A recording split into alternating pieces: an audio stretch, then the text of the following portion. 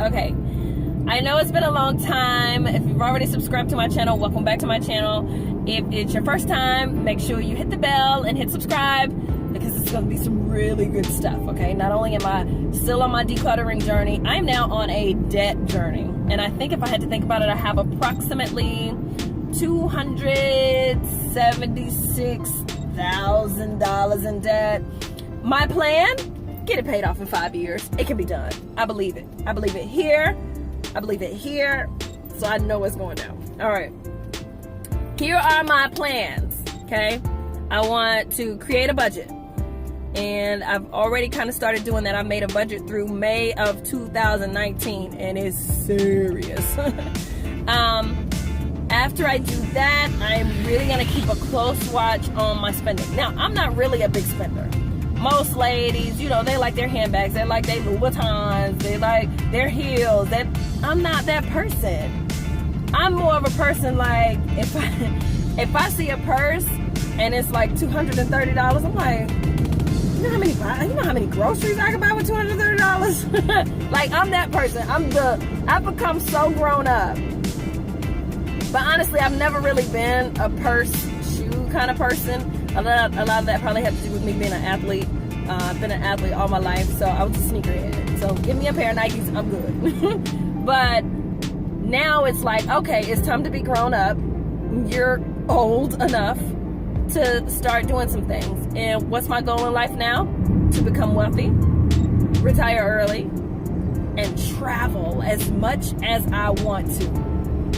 And you can only do that if you got some money to spend. Hence the debt journey.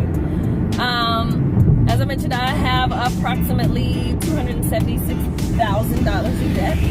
That is an accumulation of credit cards. It's an accumulation of a couple collections. And it's an accumulation of my mortgage. And I'm ready to get it paid off. Because what I did the other day, and it's something you should do as well, is look at how much interest you're paying on this stuff. From your credit cards to your mortgage, you are being robbed, okay? There is no reason why the banks or the credit card companies should be making as much money. But let me just make it real plain. My mortgage, if I paid for the 30-year mortgage that I have, okay, I've been in my house for 6 months. 30-year mortgage. Let's just say I make a median income, you know, middle class income. I'll put it like that. I don't put my business extreme. But let me just be real honest. I can't afford, at the moment, a $500,000 house.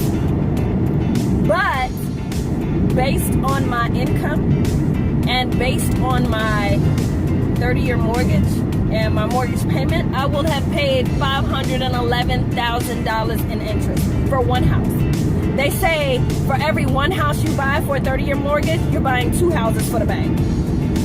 I don't know these people at the bank. Why am I buying them a house? You're not going to get this.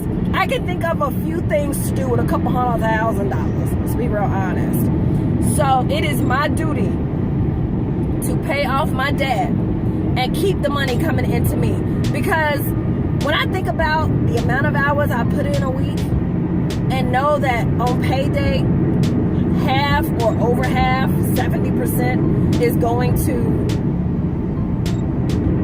somebody else, like, for why? I made this money. Why is anybody else getting this money? That makes zero amount of sense. So what I'm going to do is I'm going to eliminate that part, eliminate the middleman.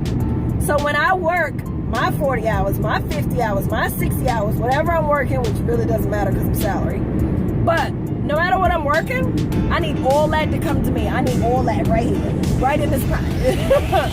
I need all of that.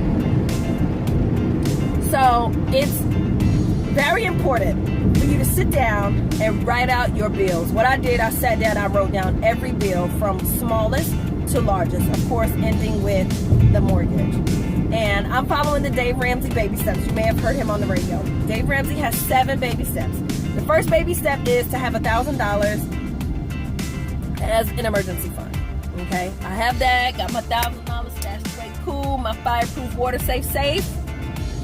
Put that away in case emergencies come along while you're paying off the debt. That's what that's for. Because people a lot of times feel like credit cards are for emergencies, and it's not true. Credit cards are not for emergencies. Credit cards make emergencies disasters.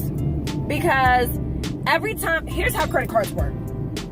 Every time you carry a balance on your credit card, let's call it $1,000, okay? The bank says, oh, I'm gonna pay you, or the interest on your credit card is 2% a month, all right? So let's say it's $1,000.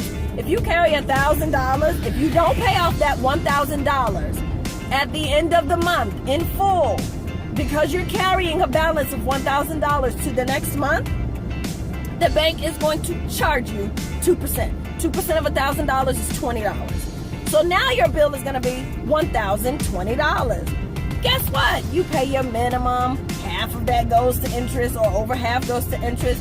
And let's say you don't pay it. So you got $1,020 now being carried over into the next month, right? And what are they going to do? They're going to charge you interest based on the new balance, not the $1,000 you spent, but the $1,000 plus the $20 they charged you last month. So now you're paying interest on $1,020. So now you owe $1,040 because that's that 2%.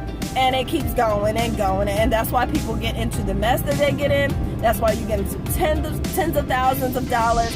And when you're trying to pay these greedy people back, you should have an entire attitude. That's why I'm getting rid of it.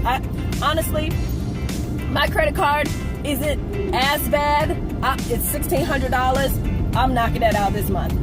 The other thing that I did, 6-month review of your bank statement. I went to January of 2018 to June 2018, to the end of June. And when I tell you I got an attitude with myself, I was kicking myself, I was slapping myself. Like, what are you doing, Ebony? First of all, why did you go to Walmart that many times? I want you to go around the house and figure out what you bought from Walmart, because this doesn't add up.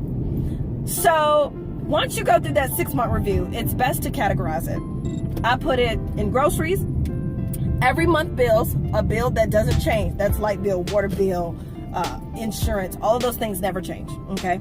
I put all of those things in a category. And then I put my groceries in a category. And what I consider groceries was Food Lion, Walmart, Target. And a lot of times that things, when you go to places like Walmart or Target, you're picking up other things, but I still consider it as a grocery.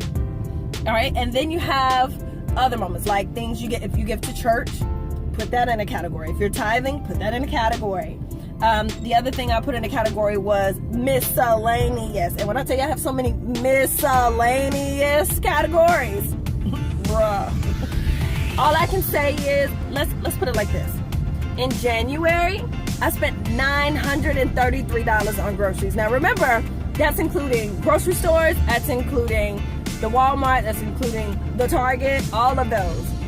$933 in 1 month. That could have paid off, or nearly paid off, that credit card. That could have nearly paid off some of the collections or whatever. It's absurd.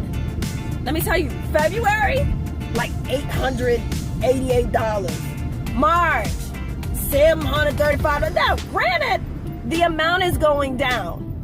But do you see the delusion within all of these amounts? Like, for why are we doing this? So, I can say that in the month of June, groceries category came down to $298. I'm good with that. So what I did was I took that number and I said, you know what, from now on, I'm going to budget $250. Now, that's all within the $298, but that means I was spending $298 without discipline. With discipline, I can spend $250 and watch what I'm spending. That's the whole idea. When it comes to budgeting, you got to be zero-based. You need to find out what every penny, every dollar is going to, because if you don't, those things will slip through the cracks and you'll be in debt forever. The whole idea of it, see, people think being rich is, oh, I got me a Chrysler 300, I got a Ferrari, I got a Bugatti. I got all these things they see on reality TV when in reality, these people don't own this stuff. They lease it. They're in debt themselves, or people let them borrow it for free. Listen, I'm no different from the guy spending $500,000 a year or making $500,000 a year, but he's spending $498,000. If $498,000 is going out of his household every year and he makes $500,000, he's broke. And I'm richer than him, okay? So being rich is being able to own every piece of money that comes into your house. That's passive income. That's, different. Listen, I could go on and on and on, but it's a different video for all of this, okay? Needless to say, this video is to say, I'm going on my debt journey. I want you to go with me. No one said it would be easy. I'm ready for the challenge. You should go with me. Follow me on this journey. I'd love to have you with me. Make sure you click the bell and subscribe so you can, listen, I'm going to keep up with these videos for real because it's serious. I'm dropping twice a week, so look for me, all right?